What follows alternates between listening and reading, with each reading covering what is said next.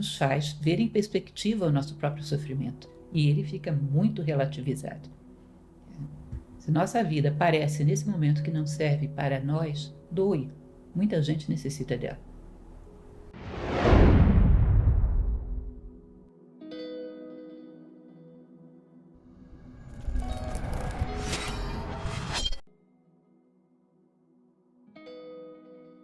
Não tem lógica? Se ele bate a carteira de uma pessoa que passa diante dele, qual é a culpa dessa pessoa em particular dele ter uma situação financeira ruim? Essa pessoa em particular cuja casa ele está invadindo, qual é a culpa direta dela na situação em que ele nasceu?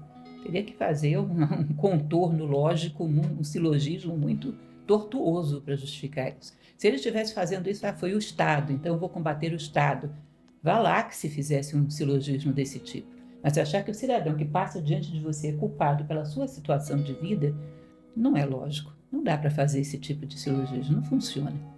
O que existe aí é que ele foi, sim, acostumado, não teve muitas referências, foi acostumado a achar que pode ter acesso às coisas através de um atalho, e que isso é normal porque todo mundo faz. Vai depender do nível de maturidade dele se vai achar isso correto ou não, por qual dos dois lados ele vai optar. Mas é muito difícil que ele justifique isso para si próprio, que ele coloque isso para si próprio como justo. A menos que ele tivesse diante de si o culpado pela sua situação social, que não é aquele ser humano que está passando ali. Às vezes uma criança, às vezes um idoso, não é aquele ser humano que está passando ali. Isso não é uma sensação de que ele está fazendo justiça. Isso é simplesmente uma sensação de que as coisas têm um atalho para serem obtidas, já que pelos meios oficiais eu não tenho. Mas eu não acredito que ninguém convença a si próprio de que isso é justo. Eles diziam que nada acontece ao homem que não seja próprio do homem, isso é Marco Aurélio.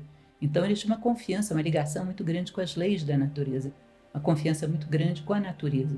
Então eles acreditavam que tudo aquilo que nos acontece, possa parecer agradável ou não, é útil para o nosso crescimento. Existe uma lógica aí de base que a gente precisa entender para entender a cabeça dos estoicos. Eles acreditam que a vida é cosmos, tem uma ordem, tem um sentido e que viemos aqui para crescer.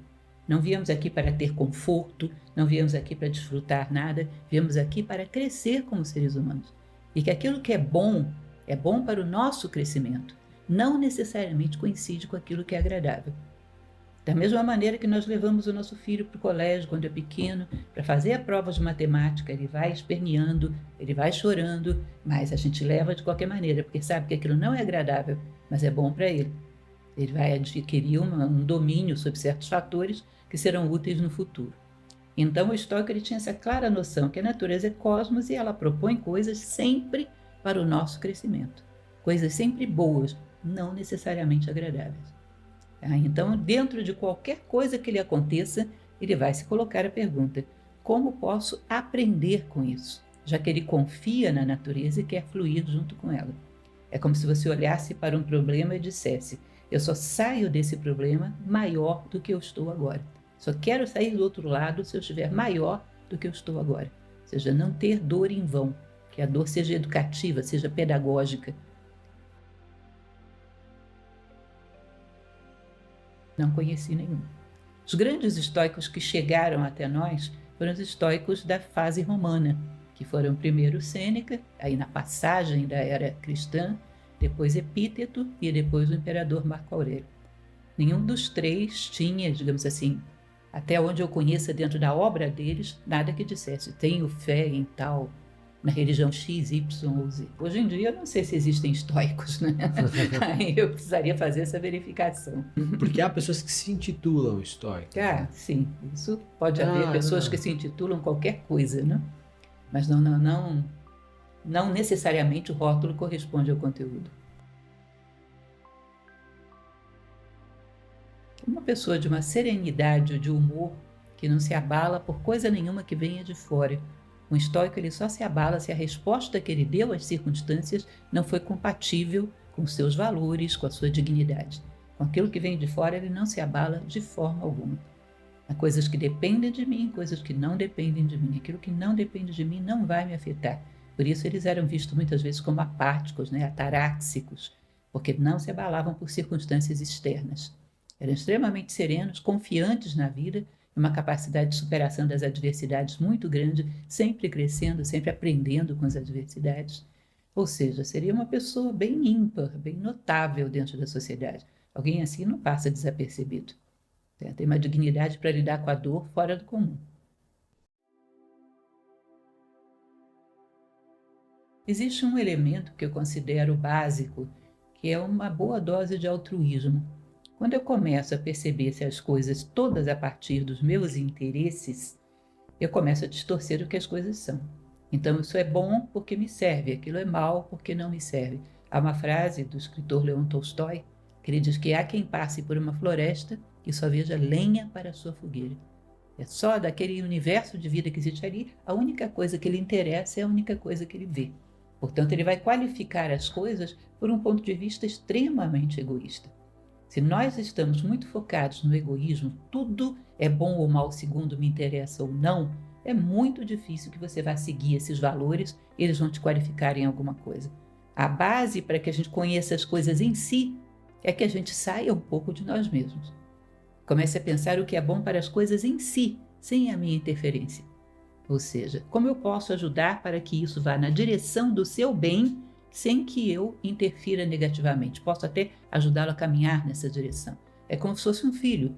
Digamos, uma mulher que é viúva e tem um único filho. O ideal para ela seria que esse filho ficasse com ela para o resto da vida, para que ela não ficasse sozinha.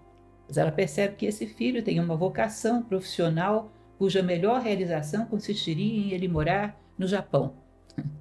E ela empurra ele nessa direção, faz todo o possível para que ele vá, porque ela quer que ele se realize em si, e não que ele realize as necessidades dela.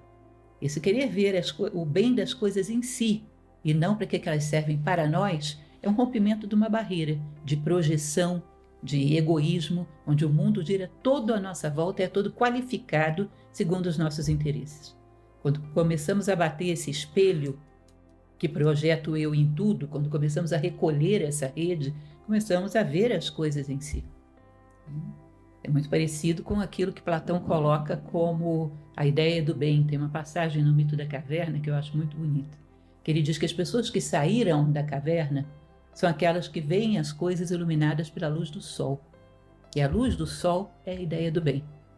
É como se eu imaginasse, eu vejo essa caneca pensando no que é bom para ela e não no que ela pode me servir. E quando eu vejo a partir desse ponto de vista, eu estou vendo o que as coisas realmente são. E aí eu chego a ser um sábio.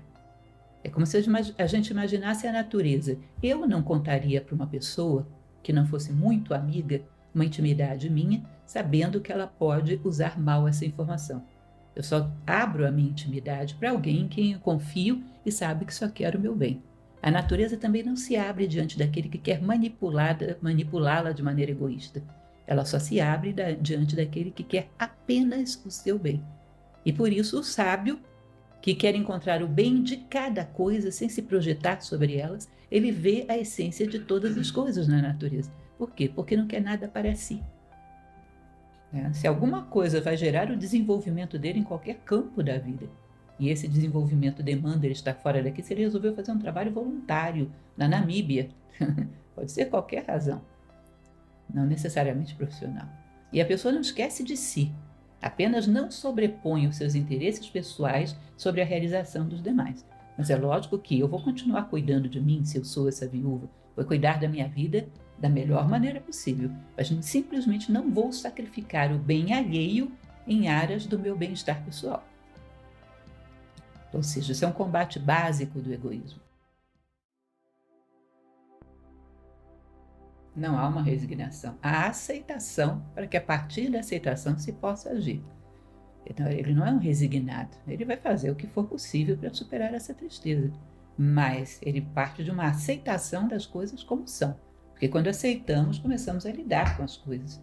Às vezes se fala sobre isso, da passividade, de uma maneira excessiva quando se fala dos estoicos. Quando você vai ler, por exemplo, as cartas que Sêneca escreve a Lucílio, você vê que ele coloca determinadas coisas que têm que ser aceitas como ponto de partida para serem transformadas. Tá? Mas a aceitação é necessária. Tá? Porque se eu simplesmente aceito, me submeto, o que há de crescimento numa submissão passiva? Não há crescimento nenhum aí. É exatamente essa caminhada que eu faço para chegar do outro lado que vai me permitir crescer. Aprender a lidar com isso e crescer. Existe uma frase, inclusive, desculpe estar com tanta citação, mas às vezes tem umas frases que dizem tudo. Existe um pensador do século passado, Nilakanta Sirihan, que ele dizia o seguinte: eu caminho em direção aos meus valores. Se faz uma brisa suave, eu me delicio com a brisa suave. Se faz um calor causticante, eu sofro com calor causticante. Mas nenhum nem outro me tiram do meu caminho. Entende? Bom, se vem algo agradável, curto algo agradável. Não se trata de negar o prazer, de negar a satisfação. Se ele está no meu caminho, eu curto.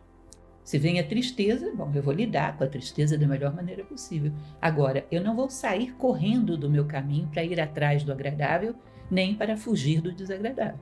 O meu caminho impera sobre qualquer outra coisa, que é aquilo que na Índia se chama de Dharma, né? O menor caminho para a nossa realização, o braço de Deus estendido sobre o cosmos, como dizia Shankaracharya. Quais são os passos? A primeira coisa seria, acredito que uma confiança na vida, que a vida é cosmos e não causa. Ou seja, de novo aquela frase de Marco Aurélio: nada acontece ao homem que não seja próprio do homem, portanto nada acontece comigo que não seja próprio meu. Em segundo lugar, estabelecer um referencial de vida, que é aquele ideal de que falamos, um sentido de vida claro. Depois usar esse referencial, esse sentido de vida, para fazer as escolhas diárias, para sempre considerar nesse momento, que a todos os momentos estamos tomando decisões. E a nossa vida, na verdade, é um resultado das nossas decisões. Então eu vou tomar uma decisão e considero aquilo que me leva em direção ao meu ideal e também aquilo que beneficia o máximo número de pessoas, e não apenas a mim. E assim começamos a combater o egoísmo. Sempre há uma alternativa que não beneficia apenas a minha pele, mas o máximo de pessoas que pode ser atingida por aquela minha decisão. Então, nas minhas decisões, nego o egoísmo e me alinho com o meu ideal, de um ser humano melhor. E tenho a disciplina de saber que muitas vezes vou falhar, que tenho um ânimo de aperfeiçoamento que não desiste, porque falhou 1, 2, 3, 10 ou 1000 vezes que seja. Eu estou sempre retomando o caminho, porque é evidente que não vamos começar acertando todas as vezes. Haverá momentos onde não veremos direito, haverá momentos onde não queremos ver direito, onde não estamos dispostos a pagar o preço, mas sempre retomar o caminho cada vez que cai. Seja um constante ânimo de aperfeiçoamento. Bom, em Sêneca tem uma obra relativamente numerosa, mas eu acho que a coisa mais marcante de tudo que eu li de Sêneca foram as Cartas Morais a Lucílio. Tá? Todo mundo fala da Tranquilidade da Alma, é um excelente livro, mas se eu fosse começar por alguma coisa, eu começaria das Cartas Morais a Lucílio. Marco Aurélio não tem muita alternativa, é as meditações, né? E quando se trata de epíteto, o manual do epíteto filósofo Enquiridium, que é retirado dos discursos, hoje existe inclusive uma versão feita por uma escritora desse manual, adaptada para uma linguagem moderna, que eu acho bastante, comparando os dois em termos de essência, são muito parecidos. Apenas a linguagem muda, que se chama Arte de Viver. É interessante, sobretudo para quem está começando, por ser uma linguagem bastante simples, essa versão adaptada. É um manual do epíteto filósofo. Então, em termos de estoicismo, é isso. Então, o estoicismo inicial, o estoicismo médio, não deixou obra nenhuma. Sobrou o estoicismo latino, com esses 3 grandes nomes. Pensar um pouco menos em si próprio e mais no todo. É como se eu tivesse um prato de comida muito sadio, mas eu nesse momento não tenho nenhuma fome. Então vou jogá-lo fora? Não, eu vou dar para a humanidade, que tem muita gente com fome. Eu tenho uma vida que tem muitos recursos, pode fazer muito bem para muita gente. Nesse momento eu não tenho apetite para ela, vou jogá-la fora? Não, eu vou presenteá-la para a humanidade. Tem muita gente que necessita de uma vida dedicada a eles. Portanto, quanto mais pensamos no todo, quanto mais pensamos grande, os nossos problemas se relativizam. Quanto mais nós colocamos um pouco mais de humanidade no nosso coração, os nossos problemas entram dentro de uma perspectiva real. Porque quando só olhamos para o nosso problema, a gente se afoga num copo d'água, porque fica do tamanho do copo d'água. Quando começamos a ter um foco de vida maior, da necessidade da humanidade, da dor da humanidade, isso nos faz ver em perspectiva o nosso próprio sofrimento. E ele fica muito relativizado. Se nossa vida parece nesse momento que não serve para nós, doe. Muita gente necessita dela.